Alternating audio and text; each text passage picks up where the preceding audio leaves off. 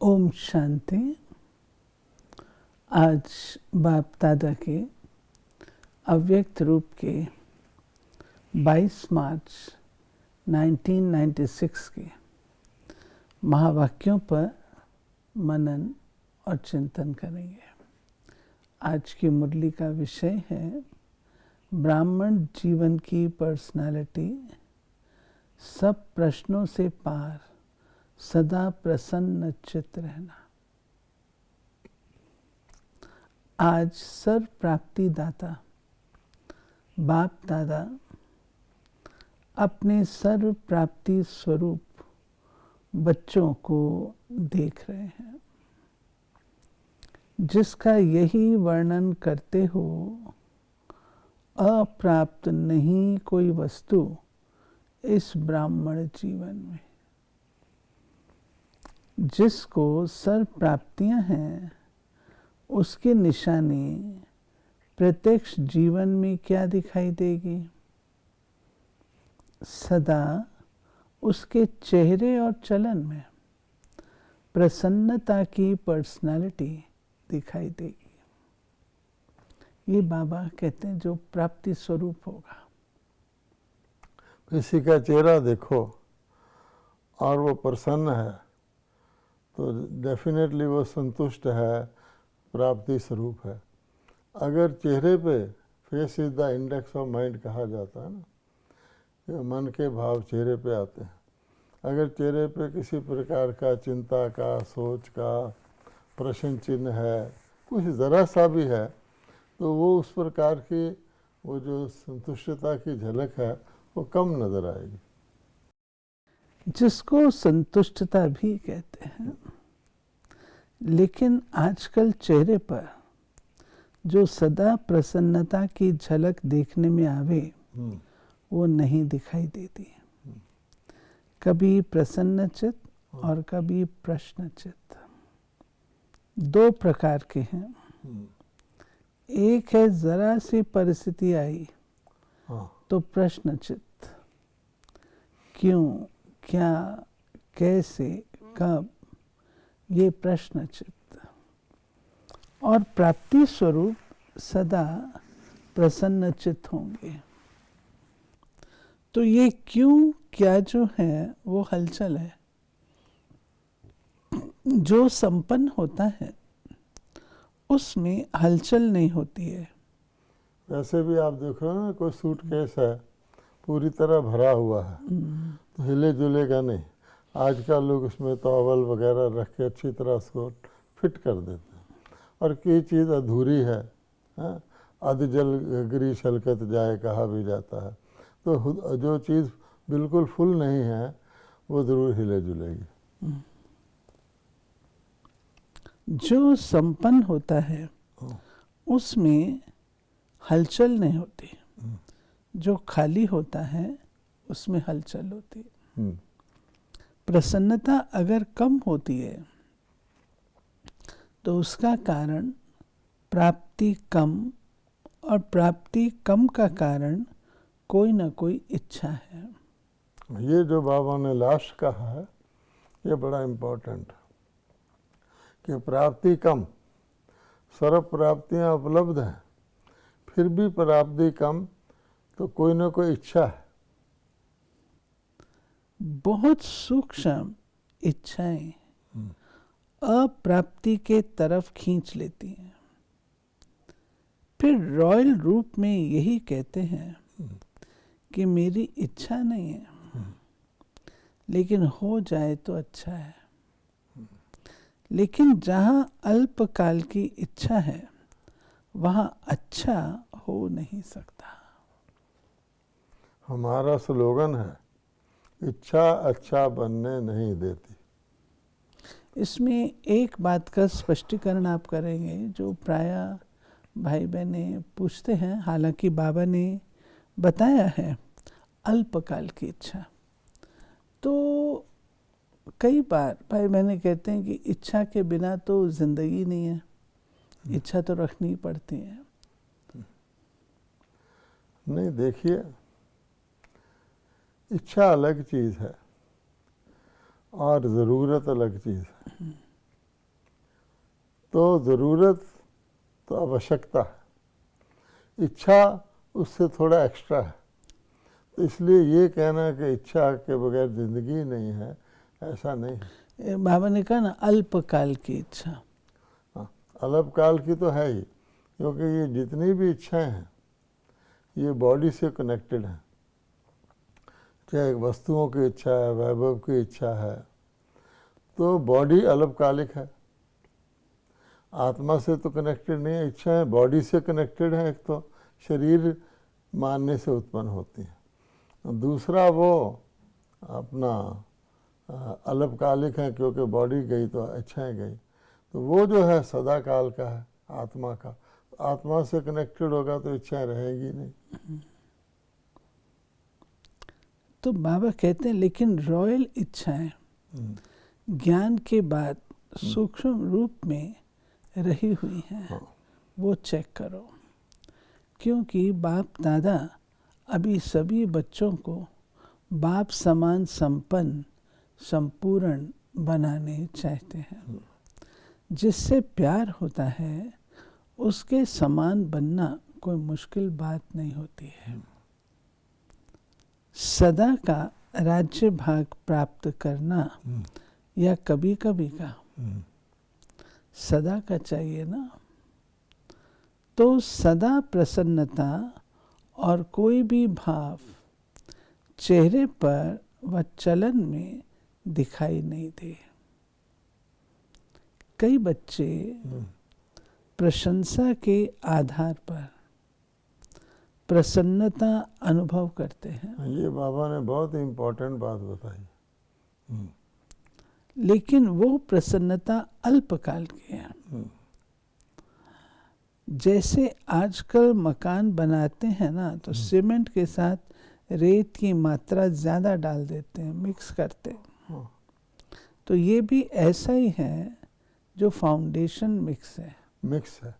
यानी एक तो हुआ प्रसन्नता, एक हुआ प्रशंसा का आधार उसमें ऐड किया हुआ। तो प्रशंसा ख़त्म कर दो तो प्रसन्नता भी ढीली हो जाएगी। बाबा कहते यथार्थ नहीं तो ज़रा सी परिस्थिति का तूफान आता है, किसी भी प्रकार की हलचल होती है, तो प्रसन्नता को समाप्त कर देती है। तो ऐसा फाउंडेशन तो नहीं है। अभी कोई अच्छी बात होती है, अच्छी सेवा हो जाती है, कोई अचीवमेंट होती है, तो प्रसन्नता तो होती है। हाँ, ऐसा है, प्रशंसा के आधार पर प्रसन्नता। नेचुरली सक्सेस से प्रसन्नता होगी। बाबा ने तो कहा ही है, प्राप्ति, संतुष्टता, सक्सेस, ये प्रसन्नता के आधार है। लेकिन उसके बीच में जो गुंजाइश बताई है वो प्रशंसा है। अचीवमेंट से प्रसन्नता होना और बात है, लेकिन अचीवमेंट पर जो दूसरे प्रसन्न आपकी प्रशंसा करते हैं, वाह आपने तो कमाल कर दिया, आप ना होते तो ये काम ही नहीं होता। अगर प्रशंसा ना हो तो उसको लगेगा नहीं, प्रशंसा होनी नहीं चाहिए। जो निमित्त और निर्माण है उसके अंदर, दिल के अंदर ऑलरेडी अपने कर्तव्य की संपन्नता की खुशी जाएगी, और खुशी उसके चेहरे पर प्रसन्नता के रूप में आएगी। यही तो बाबा कह रहा है कि प्रसन्नता का आधार प्राप्ति है, प्रसन्नता का आधार संतुष्टता है, और प्रसन्नता खोने का आधार इच्छा है। तो प्रशंसा की भी इच्छा होती है, क्योंकि मेरी किसी ने प्रशंसा ही नहीं की, मैंने इतना बड़ा काम किया, किसी ने मेरी जिक्र ही नहीं किया उसका। तो बाबा कहते हैं ये क्या है, मान लो आपकी प्रशंसा कर दी। तो प्रशंसा, जैसे बाबा ने कहा सीमेंट में रेत मिलता है, तो प्रशंसा की मिलावट प्रसन्नता को ला रही है। तो धीरे धीरे प्रशंसा खत्म हो जाएगी तो प्रसन्नता भी घट जाएगी। क्या इससे एनकरेजमेंट नहीं मिलता? एनकरेजमेंट सक्सेस से मिलता है, प्राप्ति से मिलता है, सफलता से मिलता है, उसकी प्रशंसा से नहीं मिलता। अगर कोई आदमी प्रशंसा का भूखा हो जाएगा एक तो मांगने की इच्छा उसमें हो जाएगी, कोई मेरी प्रशंसा करे।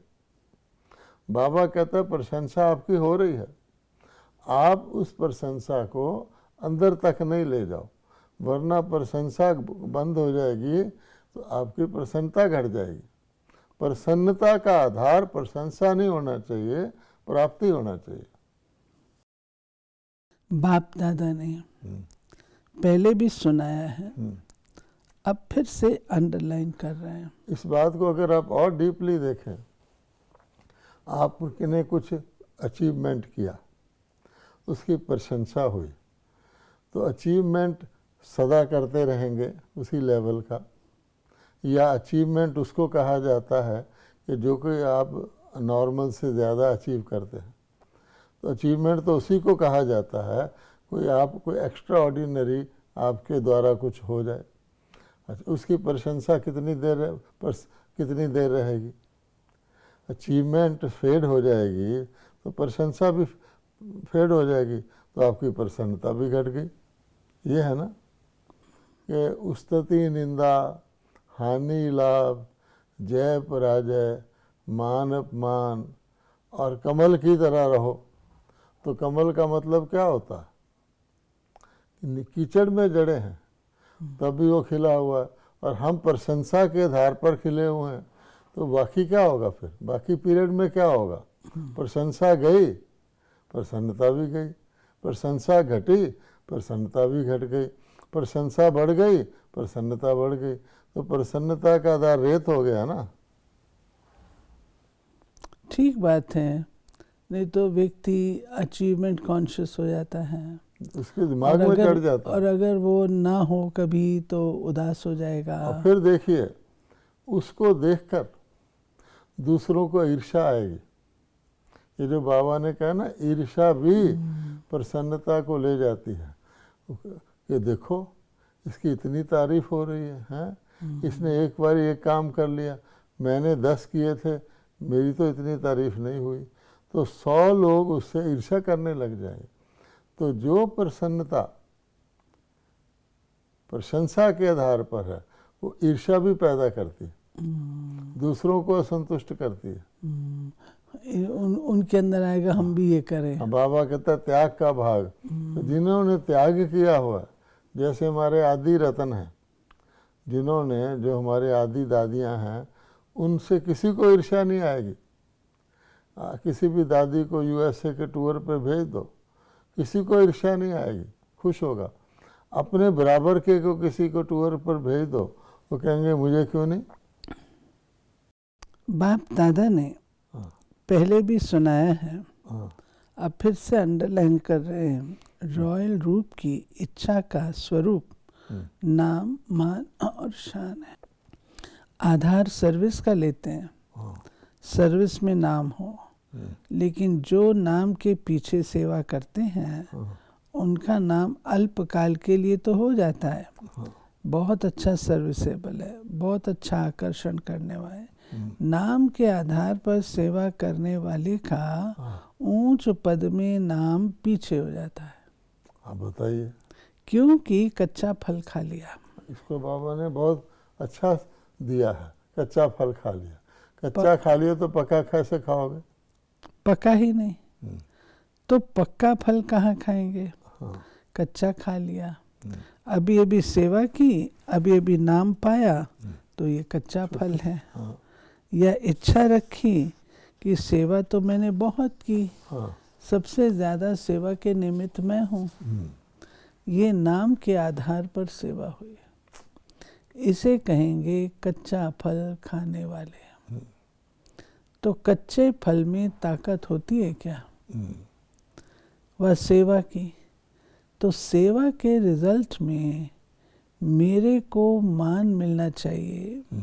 ये मान नहीं है, लेकिन अभिमान है। जहाँ अभिमान है वहाँ प्रसन्नता रह नहीं सकती। सबसे बड़ा शान बाप दादा के दिल में शान प्राप्त करो। किसी भी परिस्थिति में प्रसन्नता की मूड परिवर्तन होती है तो सदा काल की प्रसन्नता नहीं कहेंगे। ब्राह्मण जीवन की मूड सदा चेयरफुल और केयरफुल, मूड बदलना नहीं चाहिए। बाबा कहते कॉन्ट्रैक्टर होना, हाँ, तो क्या कॉन्ट्रैक्ट लिया है? प्रकृति की मूड भी चेंज करेंगे। प्रकृति को भी चेंज करना है ना, तो प्रकृति को परिवर्तन करने वाले अपने मूड को नहीं परिवर्तन कर सकते। तो किसी भी प्रकार का मूड, एक होता मूड ऑफ, वो है बड़ी बात, लेकिन मूड परिवर्तन होना ये भी ठीक नहीं। हाँ, एक तो टोटल मूड ऑफ है, एक कई प्रकार के मूड दिखाना, कभी नखरा करना, कभी हट करना, कभी रूठ जाना है। ये बाप दादा का सभी बच्चों से प्यार है। बाप दादा ये नहीं चाहता कि जो विशेष निमित्त हैं वो समान बन जाए और बाकी बने या नहीं बने, नहीं, सबको समान बनाना ही है। यही बाप दादा का प्यार है। तो प्यार का रिस्पॉन्ड देने आता है कि नाज नखरे से रिटर्न करते हो। हाँ, ये बाबा क्यों कहते हैं नाज नखरे से रिटर्न करना? यानी प्यार, बाबा ने तो प्यार दे दिया, लेकिन उस प्यार का जो रिस्पॉन्ड, प्यार सीधा आना चाहिए, उसके बीच में नाम मान शान ये चीज़ें फिर उसमें बाधा डालती है ना। जैसे हाँ, सदा नॉलेजफुल हो, ऐसे पावरफुल और सक्सेसफुल भी होना। कभी कभी सक्सेसफुल क्यों नहीं होते, उसका कारण क्या? हाँ, बाप दादा ने देखा मेजॉरिटी अपनी कमज़ोर संकल्प पहले से ही इमर्ज करते हैं। पता नहीं होगा नहीं होगा, तो ये अपना ही कमज़ोर संकल्प प्रसन्न चित्त नहीं लेकिन प्रश्न चित्त बनाता है। ये संकल्प दीवार बन जाती है और सफलता उस दीवार के अंदर छिप जाती है। निश्चय बुद्धि विजयी, ये आपका स्लोगन है। जब ये स्लोगन अभी का है, भविष्य का नहीं, वर्तमान का है, तो सदा प्रसन्नचित रहना चाहिए या प्रसन्नचित। तो माया अपने ही कमज़ोर संकल्प की जाल बिछा देती है और अपने ही जाल में फंस जाते हो।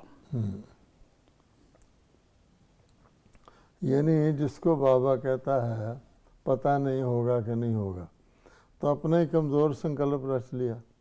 निश्चय बुद्धि को कहा जाता है होगा, ज़रूर होगा, हुआ ही पड़ा, और वो डाउट कर ले तो माया को पता लग जाता है कि ये तो अपने ऊपर ही डाउट कर रहा है। तो संशयात्मक बुद्धि का क्या हाल होगा? तो माया उस डाउट को और पक्का कर देती है, पता नहीं होगा कि नहीं होगा। तो कहेंगे मेरे से तो हो, अरे लास्ट ईयर भी तूने ये प्रॉमिस किया था, हुआ क्या? अब जो कर रहा है, अगर अब ना हुआ तो फिर प्रॉमिस करना चाहिए तुम्हें कि नहीं? तो जड़ हिला दी माया ने। अगर एक बार भी इस जाल में फंस गए ना, हाँ, तो निकलना बहुत मुश्किल है। हाँ, विजय मेरा बर्थ राइट है, सफलता मेरा बर्थ राइट है। ये बर्थ राइट परमात्म बर्थ राइट है, इसको कोई छीन नहीं सकता। ऐसा निश्चय बुद्धि सदा प्रसन्नचित, सहज और स्वतः रहेगा। मेहनत करने की भी जरूरत नहीं। असफलता का दूसरा कारण क्या है? सफल करना ही सफलता का आधार है। अगर सफलता नहीं मिलती तो ज़रूर कोई ना कोई खजाने को सफल नहीं किया है, तब सफलता नहीं मिली। इसलिए सफल करो, सफलता पाओ। यानी खजानों को यूज़ करना, ये भी सफलता का आधार है। आपके पास कोई खजाना है, आपने यूज़ ही नहीं किया, तो आपको प्रसन्नता कैसे आएगी? इसलिए ये स्लोगन है, सफल करो सफलता पाओ। यानी खर्चने से खुशी। यानी यूज़ करने से। बाबा ने कहा चलो अपने पर ही यूज़ करो, यूज़ तो करो। आपके पास ज्ञान का खजाना है, ज्ञान खुशी देने वाला है, लेकिन कब? ये आप ज्ञान किसी को सुनाओगे, आपने वो ज्ञान सुनाया ही नहीं तो खजाना है तो आपको खुशी तो नहीं होगी ना। सफल करना है बीज और सफलता है फल। हाँ अगर बीज अच्छा है हाँ तो फल नहीं मिले ये हो नहीं सकता। सफल करने के बीज में कुछ कमी है, तब सफलता का फल नहीं मिलता। तो क्या करना है? सदा प्रसन्नता की पर्सनालिटी में रहो। प्रसन्न चित्त रहने से बहुत अच्छे अनुभव करेंगे। वैसे भी कोई को प्रसन्न चित्त देखते हो तो कितना अच्छा लगता है।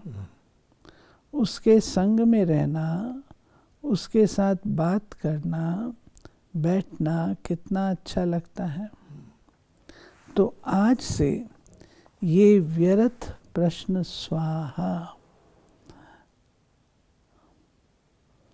आपका भी टाइम बचेगा और दूसरे का भी टाइम बचेगा।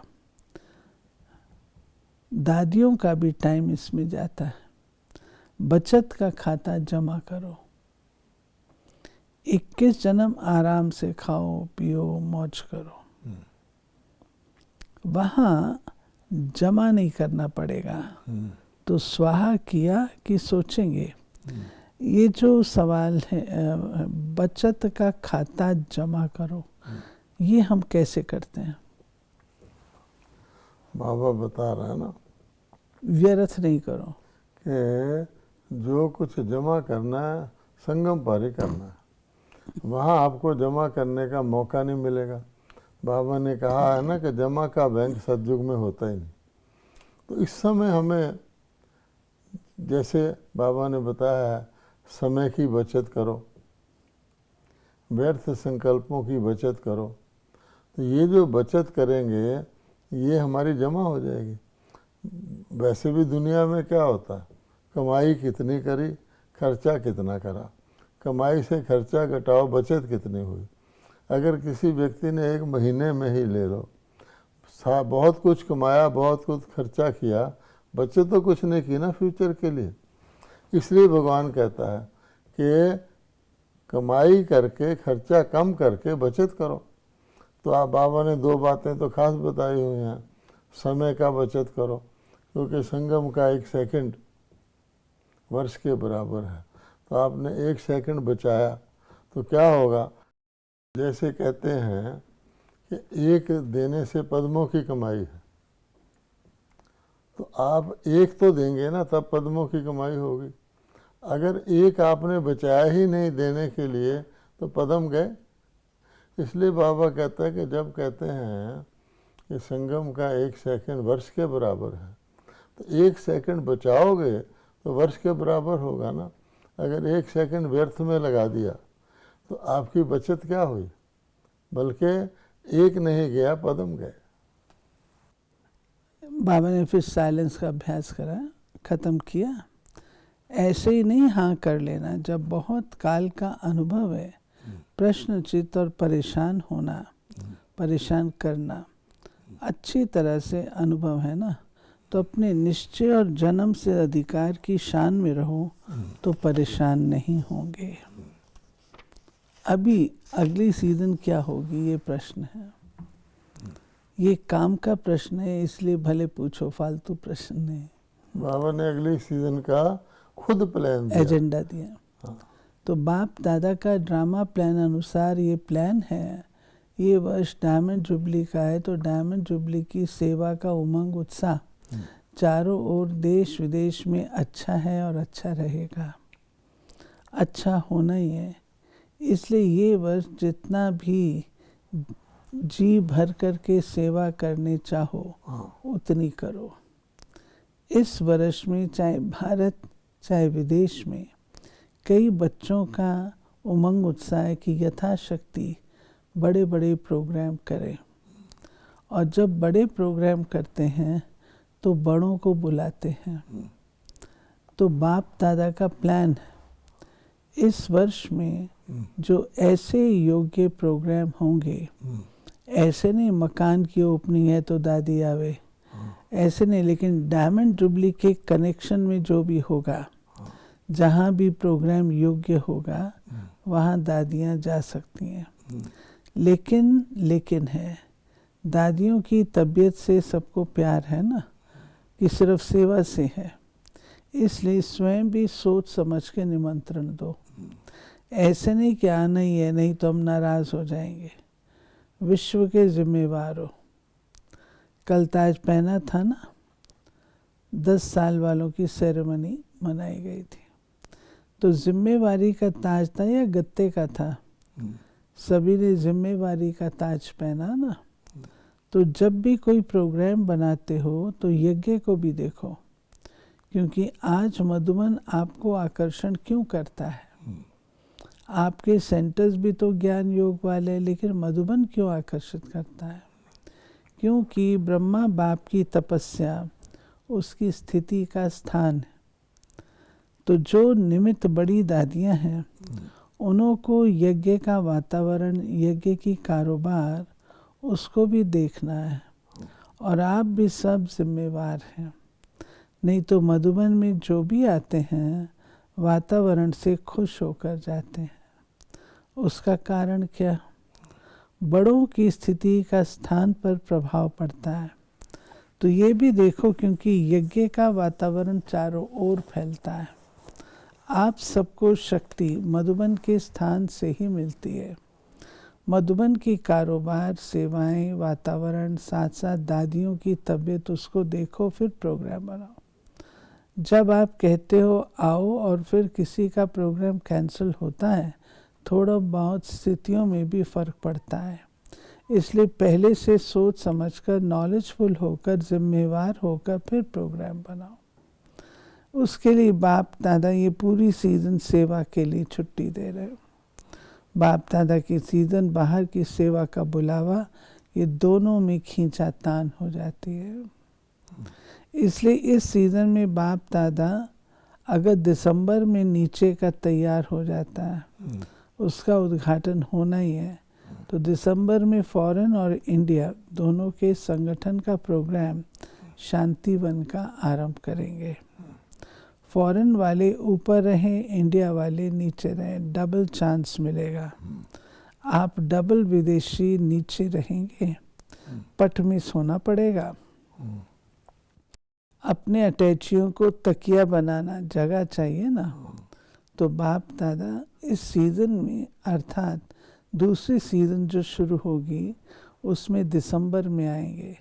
और दिसंबर के बाद फिर 18 जनवरी इंडिया वालों के लिए, तीसरा फॉरेन के लिए शिवरात्रि पर, चौथा अगर प्रबंध ठीक रहा तो शिवरात्रि के बाद अप्रैल के आदि में एक फिर से मेला रखेंगे।